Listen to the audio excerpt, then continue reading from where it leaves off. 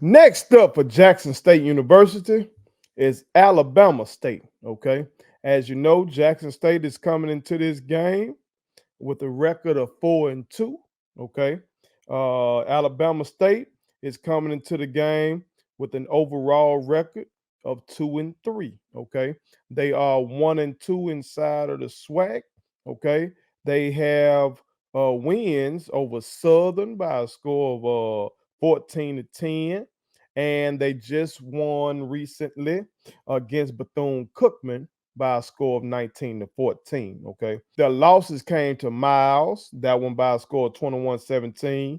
Florida A&M beat them by a score of 23-10. And we're going to talk more about that game momentarily. And they lost a very close one to Alcorn by a score of 23-20. And that one went to OT. Okay. As I said, Jack State University, they are currently 4-2, 2-1 inside of the SWAC. Okay. Jack State has wins over South Carolina State, 37-7. That's that very impressive win that we started the year off with. Also, Jack State has wins over Southern by a score of 27-14. Win over Bethune Cookman by a score of 22-16. That was the first home game in the WC Gordon Classic. And most recently, Jack State has a dub over Alabama A&M by a score of 45-30. Okay. The two losses, one being to FAMU, very unfortunately, by a score of 28-10. Okay. In the Orange Blossom Classic. And a loss to FBS Texas State, team out of the Sun Belt, by a score of 77-34. Okay. But let's get into this game a little bit. All right. Because I put my eyes on Alabama State in their game against FAMU. Okay. So I want to talk to y'all about what I saw. And we may or may not be able to glean some things from that game. Okay. But before we get into that, make sure you hit that subscribe button. I am your homeboy first, and this is the realest, most entertaining sports show in the game. Put it on something. Okay. Again, make sure you hit that subscribe button, share, hit that like button, put all your people on, okay? But let's go, y'all. I put my eyes on that Alabama State versus FAMU game. It was a common opponent. Wasn't able to catch the game between Alabama State and Bethune, okay? But I did go back and catch that FAMU game, okay? And this is what I saw. Alabama State hurt themselves a hell of a lot in that game. A hell of a lot, okay? Especially in the first half. They dropped an easy butt naked touchdown, okay? They had an illegal man downfield on the very next play, which negated the touchdown pass, okay? So look at it. They had to do butt the fuck ass naked for a touchdown, just dropped it, okay? You hit them in the hand, boom, dropped it. Next play, they scored, but that was taken off the scoreboard because they had an illegal man downfield, okay? Just hurt themselves. They failed on a 4th and short near FAMU's 20. Okay.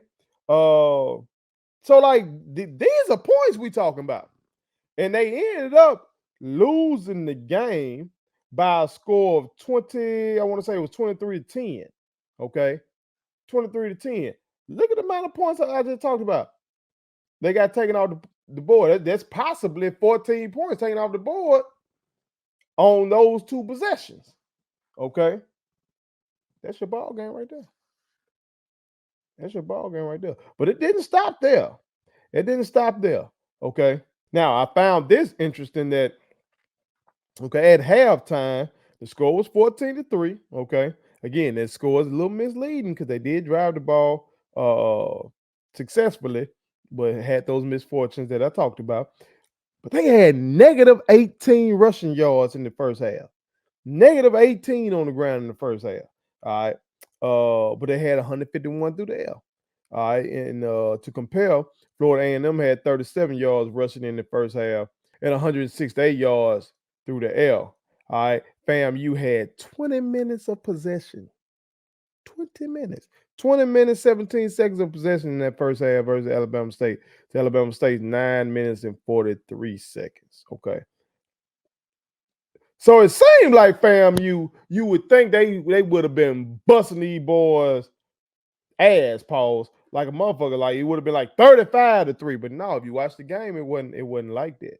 It really wasn't like that for real, for real. They had some opportunities they didn't take advantage of. In the second half, they end up scoring on a tipped ball in the third, and that shit should have been picked off. They got luck on that. They got a big strip sack though in the third, but they didn't really nothing. They did get a big strip sack in the third, so that's something Jack State got to make sure they're protecting well up front.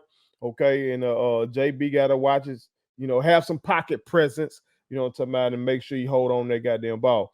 Okay, they tried a wild ass trick play in the third. Oh, okay, so defensive coordinator and TC, everybody need to goddamn pay attention to this shit. They will try some things. They tried a double pass, but it was not executed well at all. Okay, but they did try, so it lets you know that it's in the bag. They have some shit like that in their bag. Okay, but here we go again with them shooting themselves in the foot. They did not score late in the third quarter. I'm talking about late in the third, maybe 3 minutes, something like that. They didn't score after having the ball on FAMU's 5-yard line. Okay, and it was first and goal. Okay, the score was 14-10, so they could have gone up. Okay, but they had a penalty and they had several incomplete passes, and then they even missed the goddamn field goal. Okay, so they did not take advantage of shit. This game was much closer than the final score indicates. Again, it was as close as 14-10 very late in the third, and they were first and goal on the goddamn 5. Okay, now they did cause a fumble in the fourth. Offense didn't take advantage of it. Okay. They dropped an easy pick mid fourth quarter. And since they didn't get that pick, you end up kicking 3. And then they end up throwing a bad pick 6 late. That was a ball game. So again, if you put your eyes on this game leading up, it's on YouTube. You put your eyes on this game leading up to Jack State playing Alabama State, you'll see clearly that the game against FAM was different. So Jack State can't be resting on any laurels. I know it's homecoming. Okay, I know the festivities are going to be immaculate. Okay, I know all week long shit going to be lit. The crowd is going to be big. Okay, now, and you got to remember now, this is the game that Eddie Robinson Jr. asked for. Coach Robinson, he asked to be put as the Jack State homecoming. Now, that was because of him and Prime's incident, the whole who is SWAC shit. Okay, Prime is gone, but a lot of us did latch on to that who is SWAC, and motherfuckers were wearing shirts and doing all that kind of shit. Maybe Eddie Robinson still feels some type of way, and you get your kids up for shit like that. You know what I'm talking about? So we gotta come ready to play. We gotta come ready to play. Okay, now you can look at it and say that we just had one bad half against FAMU. Okay. The old first jigger they did because they were close against FAMU. What that mean? Ooh. But we lost the FAM. We had a bad first half. Whoo, and that shit gonna hurt if we end up not being able to win a SWAC championship because of one bad half of fucking football. But I digress. That's in the past. Can't do nothing about that. Okay. But at any rate, yeah, they lost to Miles. Okay. Yeah, they lost to Miles. I get that. I understand that. Yeah, they lost to Alcorn. Okay. I get that. I understand. But y'all just saw Alcorn just beat Grambling today. Okay. So they were right there with Alcorn. They had to go to OT, lost by 3. Okay. So this team ain't no goddamn slouch. Okay. They ain't no slouch. They ain't no slouch. We got to goddamn come ready to play. The guy that jumped off the screen for me in that game that I watched, Alabama State versus FAMU, the guy that jumped out the screen for me was Mr. Keyshawn Johnson. I ain't talking about that motherfucker on FS1 that making them jokes and shit and Deep throat and prime. Okay. I'm talking about another young man named Keyshawn Johnson. Okay. And that young man was out there balling in this game that I watched. Okay. So but we got them DBs.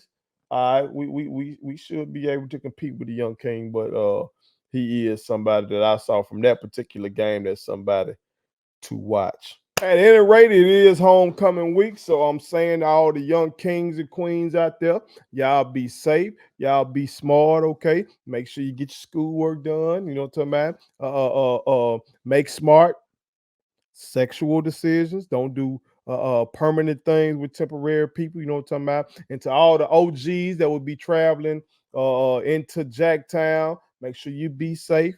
Hell, make sure you be smart and make smart sexual decisions.